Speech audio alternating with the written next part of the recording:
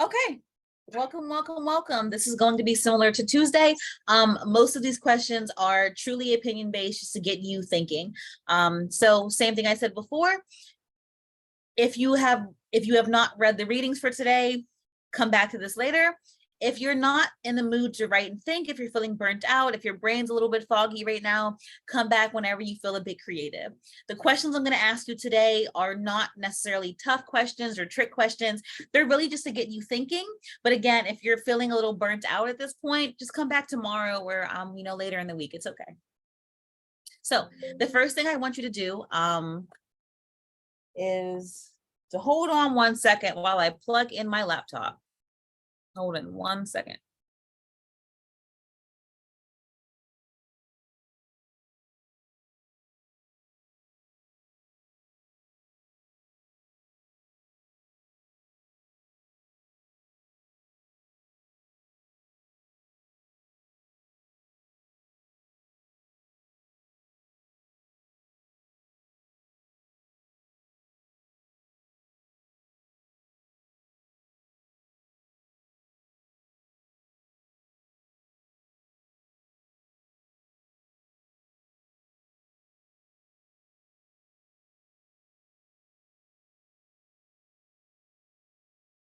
Okay, sorry about that. All right, so the first thing I want you to do is I would like you to just summarize each of the readings in your own words. Summarize David's reading and also summarize Caroline's reading. All right, David Cart. So it truly was a miserable week, and the start of what I now know was an extended episode of depression. It was also the beginning of a long pilgrimage to figure out what is wrong with me, what to name it, what to do about it, and how to live with it. Okay, so my question is, which of the following concepts discussed in class best relates to this quote? Why do you think that is? Okay. Most of them from here on out will be effort-based, but that one you actually are able to get wrong. Okay. So now I want you to find a quote that's an example of medicalization and the biomedical approach to mental health in the David Cart reading. Now, it's fine if you came up with other ones. I just wanted to give you some examples. So, quote, for the first time, I heard someone tell me that I was clinically depressed and that I needed antidepressant medications. That one sentence right there, an example of medicalization. You meet these criteria. So we have psychiatric nosology, therefore you're depressed, medicalization, therefore you need medication, pharmaceuticalization. That one single sentence has all of that in it. And that's how I want you guys to train yourselves, to read these individual experiences, but think sociologically about them. Another one, quote, despite my earlier beliefs, I committed myself to a medical model of depression. The whole McLean trials process was clearly premised on my having a biological disorder. It was comforting to think I might get well by controlling levels of norepinephrine in my brain, equivalent to the way diabetics monitor their insulin. Again, relating it back to the same way that diabetics have insulin, I have my lithium, I have my Xanax. It's the same idea, biomedical approach, medicalization. Quote, a plainly organic ideology has never been established in the case of unipolar depression. That people sometimes feel better after taking antidepressant medication is hardly definitive evidence that depression is caused by a physical pathology. I love this. Such logic would require us to say that the individual who feels better after a glass or two of wine with dinner is de facto suffering from some biological impairment corrected by the alcohol. I think that's very clever. One more. These days we meet only ever. Well, that's crazy. That's off.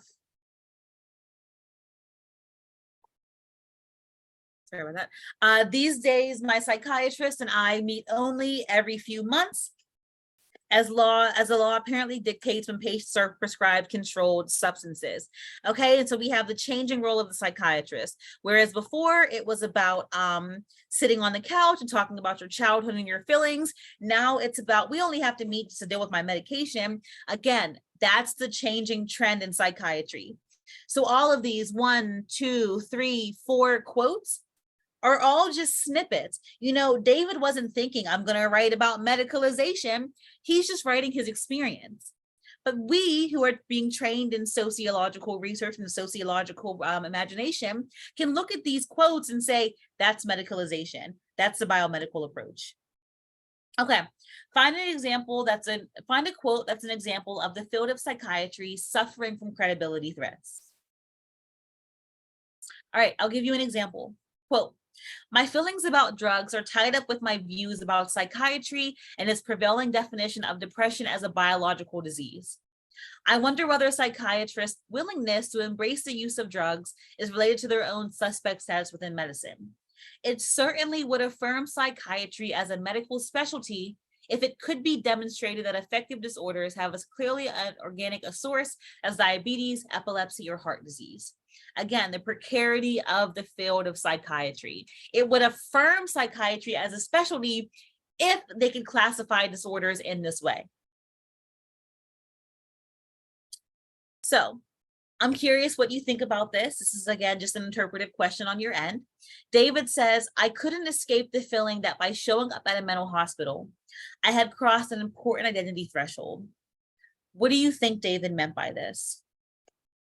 And then finally, before we move on to Caroline's story, so once having accepted that he was suffering from depression, David began to evaluate the causes of his difficulty.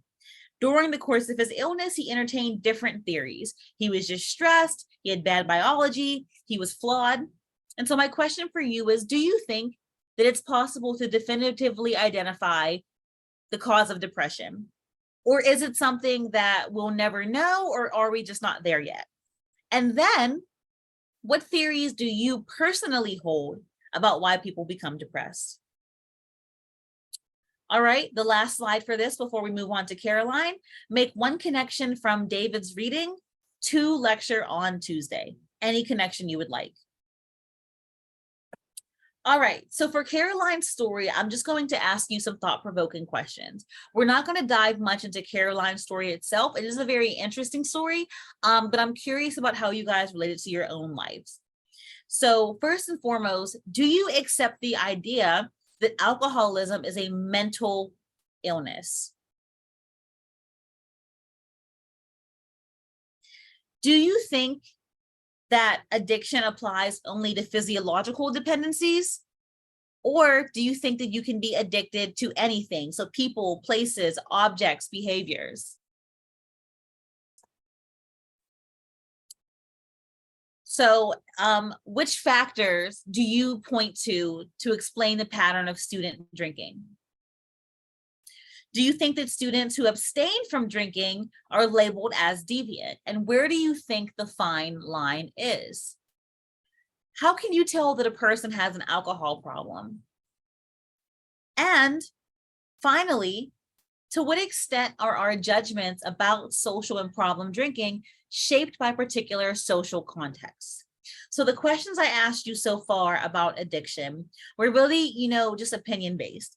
For this question about our judgments being being shaped by social context, I would like you to apply course concepts. You don't have to use the word medicalization or biomedical approach or nosology or diagnostic creation, but try to inject some sociological imagination. See what you can come up with.